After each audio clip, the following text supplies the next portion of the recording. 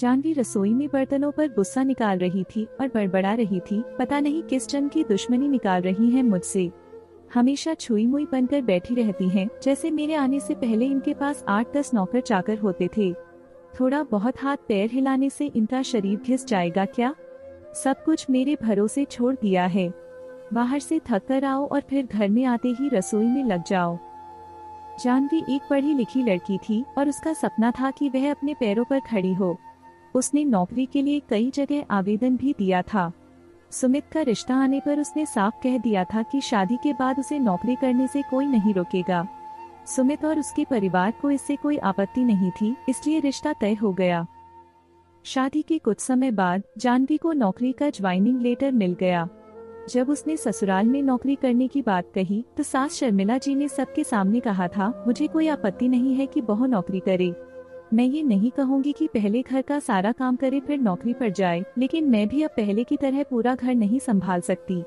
मुझे सब कुछ मंजूर है, लेकिन मुझसे यह उम्मीद मत करना कि मैं बहू को रोटियां बनाकर खिलाऊंगी। शर्मिला जी की यह बात सुनकर सभी हैरान हो गए थे। उनके पति ने भी चुटकी लेते हुए कहा था, मुझे नहीं पता था कि मेरी सीधी सादी पत्नी भी सास बनते ही अपना रूप बदल लेगी। लेकिन इन बातों का शर्मिला जी पर कोई असर नहीं हुआ और वह अपनी बात पर अड़ी रही। जानवी को नौकरी करनी थी और उसके पति और ससुर जी ने भी इसे मंजूरी दे दी थी।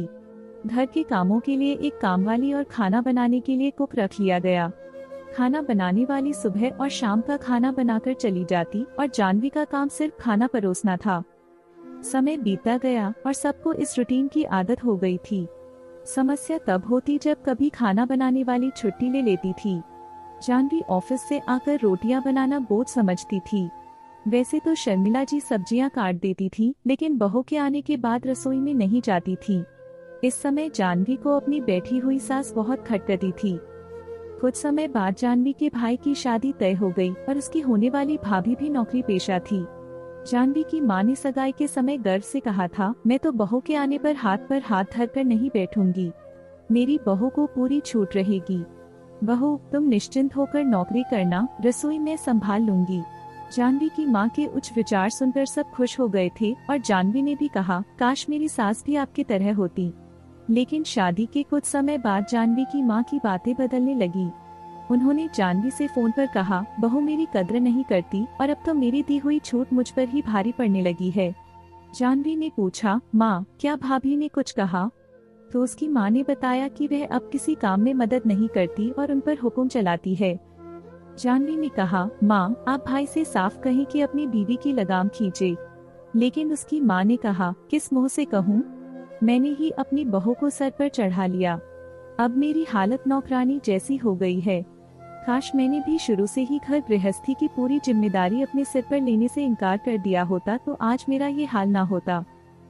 जानवी को यह सुनकर अपनी सास की बातें याद आ गईं और उसने सोचा कि शायद उनकी सोच सही थी।